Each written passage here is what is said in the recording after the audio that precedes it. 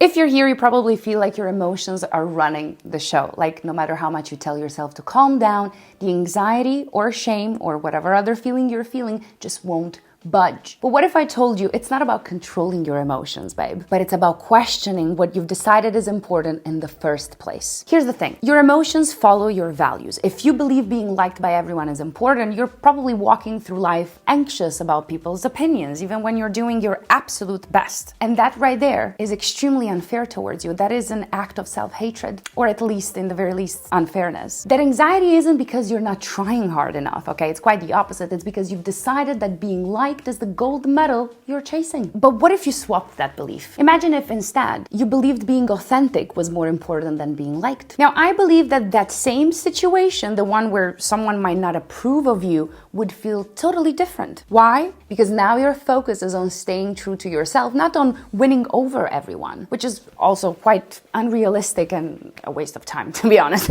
Peace replaces anxiety, just like that. I mean, not just like that, you know what I mean. It's a little bit more complicated than that, a little bit more complex, but you know what I mean. It's the same way with conflicts. If you think avoiding conflict is what matters most, it will hang over you like a storm cloud. You'll walk on eggshells, afraid of every conversation turning sour. But if you believe that conflict is an opportunity, a chance to really understand someone, your whole entire perspective shifts. Suddenly, instead of fear, you might feel curiosity, dare I say. You're not avoiding the storm, you're stepping into it to find clarity. This is how it shifts. Now, failure is another big one. So many of us grew up believing that failure equals stupidity. You fail a test, you must not be smart enough, right? You mess up at work, well, clearly you're not capable. There couldn't possibly be any other explanation. And that belief creates shame every time something doesn't go perfectly. But what if failure wasn't a measure of stupidity? What if you believed it was a necessary part of growth? Like, I don't know, the way that you have to fall off a bike a few times before you learn how to actually ride it. In that case, every failure is just another step toward improvement, but all of a sudden, anything else in your life is not treated in the same way. Again, that is unfair towards you. And you see, in this way, shame is replaced by motivation. You're not stuck in the I messed up. You're thinking,